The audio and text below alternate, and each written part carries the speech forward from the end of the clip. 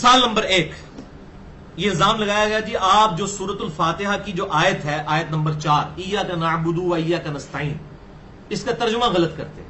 میں کیا ترجمہ کرتا ہوں؟ اے اللہ ہم صرف تیری ہی عبادت کرتے ہیں اور غائب میں مدد کے لیے صرف تجھی کو پکارتے ہیں. وہ کہتے ہیں جی جو آپ نے یہ غائب کا لفظ بیچ میں ڈال دیا تو قرآن میں موجود ہی نہیں ہے. اور بھائی میں نے کہا یہ اپروپریٹ ٹرانسلیشن ہے، ایکسپلینیشن ہے.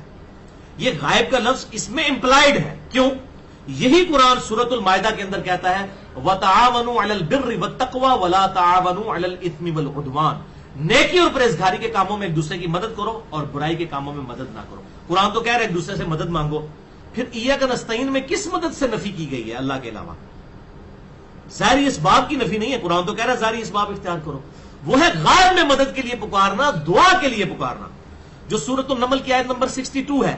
اَمَّن يُجِيبُ الْمُضْطَرَّ إِذَا دَعَاهُ. بتاؤ تو کون ہے وہ ہستی جو اضطراب میں گھرے ہوئے شخص کی فریاد کو سن لیتا ہے. وہ یکشف السوء، اور اس سے برائی کو بھی دور کر دیتا ہے اور تمہیں اگلوں کا خلیفہ کرتا ہے اس دنیا پر. الہ مع اللہ، کیا اللہ کے ساتھ کوئی اور الہ بھی ہے؟ قلیلا ما تذکرون، لیکن بڑے کم لوگ ہی نصیحت حاصل کرتے ہیں، بہت کم. تو یہاں پر کہا گیا جس کو مصیبت اور پریشانی میں دعا کے لیے پکارا جائے وہ الہ ہی ہو سکتا ہے. وہ کوئی بزرگ، کوئی فرشتہ، کوئی پیغمبر نہیں ہو سکتا. تو اس لیے ہم کہتے ہیں یہ جو ہے ایاک نستعین غائب میں مدد کے لیے، یعنی دعا صرف تجھی سے کرتے ہیں. ظاہری اسباب تو آپ اختیار کر سکتے ہیں. یہ میں ان کو کہتا ہوں مجھے پانی پلا دیں تو ٹھیک ہے، یہ بالکل قرآن میں حکم ہے. لیکن یہ بغداد میں وہاں بھی قبر کے اندر دفن ہے اور میں کہتا ہوں بھائی مجھے پانی پلا دیں، وہی بات وہی جملہ جب غائب میں چلا جائے گا یہ ہو جائے گا غائب میں پکارنا دعا ہے. دعا عبادت کی اعلیٰ ترین شکل ہے اور یہ اللہ تعالیٰ کے ساتھ خاص ہے. کسی اور کے لیے کریں گے تو یہ عقیدے میں شرک آ جائے گا. سمپل. جب تاسیس پاکستان ہوا تھا تو ان کو یہ اعزاز بخشا تھا کہ پرچم پاکستان یہ پارلیمنٹ میں یا اس وقت کراچی میں جو ان کا شورا تھا وہاں پہ کھول دیں. اور اس نے محمد علی جناح کا نماز جنازہ، دوسرا نماز جنازہ، پہلا نماز جنازہ تو شیعوں نے پڑھا تھا اس کا، دوسرا نماز جنازہ اسی مولوی شبیر احمد عثمانی نے پڑھا تھا. یہ اس کا زندگی نامہ ہے، شیخ حضرت مولوی شبیر احمد عثمانی دیوبندی. اس کے والد صاحب جو تھے دیوبند کے بانیوں میں سے تھے. مولوی فضل الرحمان صاحب دیوبندی جو دارالعلوم کے دیوبند کے بانیوں میں تھے. آپ ان کے فرزند رشید تھے، یہ اس کے بیٹے ہیں، ٹھیک ہے نا. بریلی میں جہاں آپ کے والد تعلیمات پر وہ بتاتے ہیں یہ سنت 1304 کو اس کی ولادت ہوئی ہے. بعد میں یہ پہلا دیوبند جب کھلا ہے تو اس کا پہلا شاگرد یہی تھا، مدرسہ دیوبند میں پہلا شاگرد یہی تھا. اور پھر یہ جو ہیں کئی سالوں تک دیوبند میں یہ خود مدرس تھے، مدرس شیخ الحدیث تھے. اور قرآن پاک کی ایک تفسیر انہوں نے لکھی ہے. ان کی تفسیر بھی ان کے ترجمے میں مذکور ہے کہ انہوں نے قرآن پاک لکھی. ترجمہ جب ہم کہتے ہیں نا، ترجمے سے مراد ہوتا ہے کہ زندگی نامہ، بایوگرافی. یہ وہ تفسیر ہے جناب، تفسیر عثمانی. تفسیر عثمانی ایک تو ہے شیخ الہند مولوی محمود الحسن، اس نے قرآن کا ترجمہ کیا تھا، اس کے ترجمے پر اس نے حاشیہ تفسیر لکھی ہے. تو وہ تفسیر عثمانی وہ ہے، تفسیر عثمانی. یہ شیخ الاسلام علامہ غلام شبیر احمد عثمانی. پھر اسی تفسیر میں اگر جائیں آپ اس کے آغاز میں تو یہاں پہ اس کا اپنا بایوگرافی آپ کو ملے گا، سوانح حیات ملے گا کہ کب ان کی ولادت ہوئی ہے. اچھا، سنہ 1305 میں صدر مدرس یعنی شیخ الحدیث کے درجے پر فائز ہوا. یعنی یہ علماء دیوبند میں ان کا بہت بڑا مقام ہے. اور پاکستان کے بعد، تقسیم ہند کے بعد یا پاکستان آئے تھے اور سنہ 1963 میں ظاہراً ان کی وفات ہوئی ہے. بہاولپور اس طرح کسی مقام پہ ان کی وفات ہوئی ہے. اچھا، یہاں پہ لکھتے ہیں کہ 1369 کو تقریبات پاکستان میں شریک ہونے کے لیے دیوبند سے کراچی پہنچ گئے تھے. محمد علی جناح صاحب نے رسم پرچم کشائی آپ ہی کے دست مبارک سے کرائی اور پاکستان کی دستور ساز اسمبلی کا افتتاح بھی آپ نے ہی فرمایا. یعنی پاکستان کے تاسیس کے وقت سب سے بڑا عالم یہی تھا مسلمانوں کا. اچھا، یہ ان کی تفسیر ہے، تفسیر سورۃ الفاتحہ. تفسیر سورۃ الفاتحہ میں ایک ورس ہے، ایک وایہ ہے، وہ ایاک نستعین. صحیح ہے. ایاک نستعین کے تفسیر میں یہ کیا لکھتے ہیں؟ صرف اللہ سے استعانت. تفسیر سورہ فاتحہ صفحہ نمبر 49. صرف اللہ سے استعانت. اس آیت شریفہ سے معلوم ہوا کہ اس کی ذات پاک کے سوا کسی سے حقیقت میں مدد مانگنا بالکل ناجائز ہے. ہاں، اگر کسی مقبول بندہ کو محض واسطے رحمت الہی اور غیر مستقل سمجھ کر استعانت ظاہری اس سے کرے تو یہ جائز ہے کہ یہ استعانت در حقیقت حق تعالی ہی سے استعانت ہے. آپ نے خود بخوبی دیکھا نا کہ اگر آپ کسی مقبول بندہ، ایک پاک بندہ اللہ کا ولی ہو، اس کو واسطہ رحمت سمجھ لیں اور اس سے استعانت اس عقیدے کے ساتھ کریں کہ یہ اللہ سے مستقل نہیں ہے، یعنی یہ اللہ نے اس کو پاور دیا، اس کا اپنا پاور نہیں ہے، اللہ نے اس کو اذن دی ہے، اللہ اس کا اپنا کوئی حول و قوت نہیں ہے. جیسے دنیا میں ہر چیز ہے بھائی، ایک ہی خالق ہے اللہ تعالیٰ، طاقت توفیق سب اللہ سے، ہر ایک کی طاقت اللہ کی جانب سے. تو اس کو غیر مستقل نہ سمجھے، اس سے استعانت کرے تو یہ جائز بھی ہے، اور یہ استعانت در حقیقت حق تعالیٰ ہی سے استعانت ہے. ٹھیک ہے نا؟ تو یہ واضح طور پر ہے کہ غیر اللہ سے، واضح طور پر کہہ رہے ہیں کہ غیر اللہ سے اس صورت میں کہ آپ جس شخص سے مدد مانگ رہے ہیں، اب اللہ کا کوئی مقبول بندہ ہے، تو بشرط کہ آپ اس کا یہ عقیدہ ہو کہ وہ مستقل نہیں ہے. اگر آپ سمجھیں کہ وہ اللہ سے مستقل ہے، مدد طلب بھی نہ کریں، یہ شرک ہے.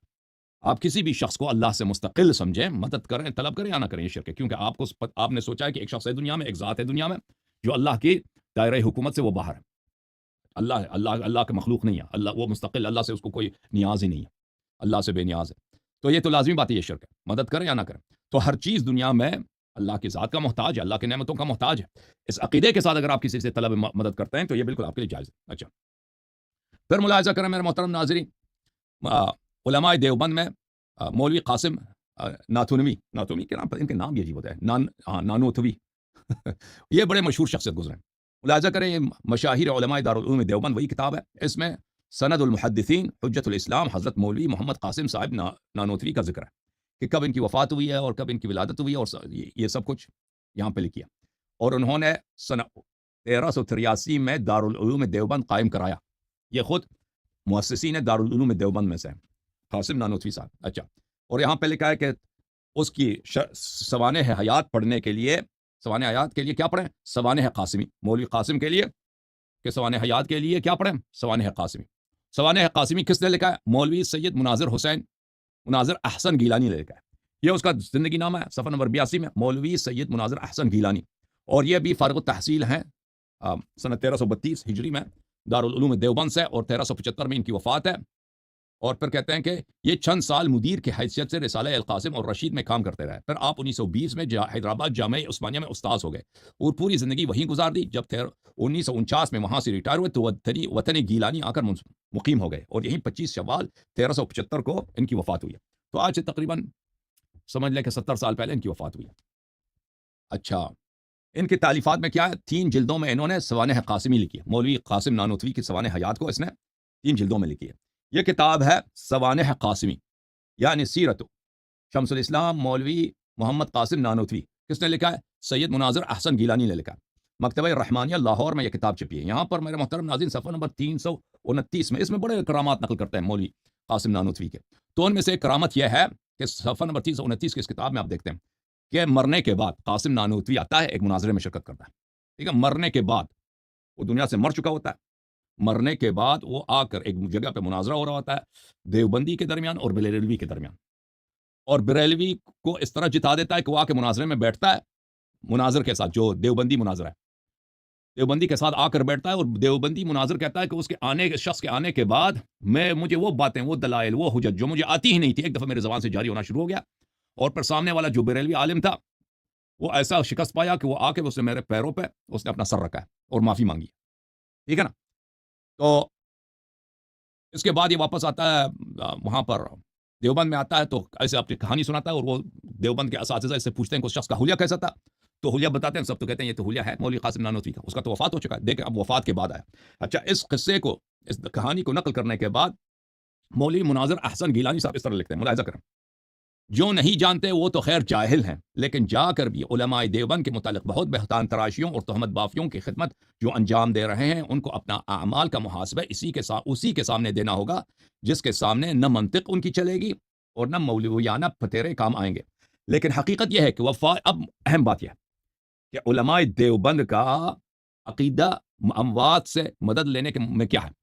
حقیقت یہ ہے کہ وفات یافتہ بزرگوں کی روحوں سے امداد کے مسئلہ میں علماء دیوبند کا خیال بھی وہی ہے جو عام اہل سنت والجماعت کا ہے، جو عام جماعت عمریہ جو احناف کا ہے، بریلویوں کا، یہ بھی ان کا بھی وہی عقیدہ.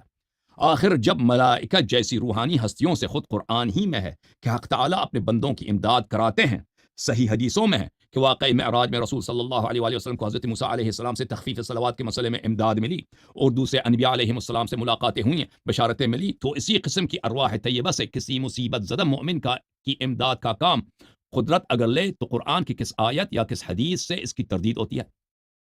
کس حدیث کے خلاف ہے کہ اگر کوئی آپ امداد لے لیں کسی ولی کی روح سے، ٹھیک ہے نا، یہ علماء دیوبند کا عقیدہ وہی ہے جو باقی مسلمانوں کا ہے. ان کا کیا فرماتے ہیں؟ کہتے ہیں ہمارا وہابیوں سے کوئی لینا دینا ہے ہی نہیں. اچھا، ایک بہت بڑے عالم ہیں